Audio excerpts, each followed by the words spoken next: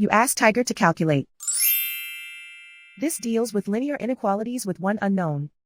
The final result is h greater than 19 over 2 greater than 91 over 2. Let's solve it step by step. Simplify the expression.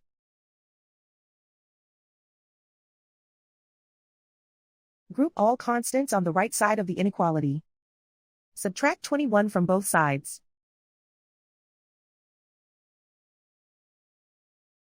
Group like terms.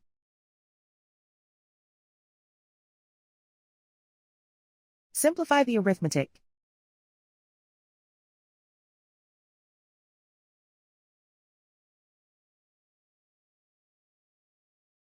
Isolate the h. Divide both sides by 2.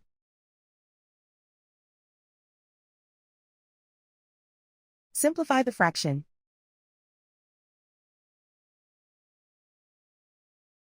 Plot the solution on a coordinate grid. And so the final result is h greater than 19 over 2 greater than 91 over 2.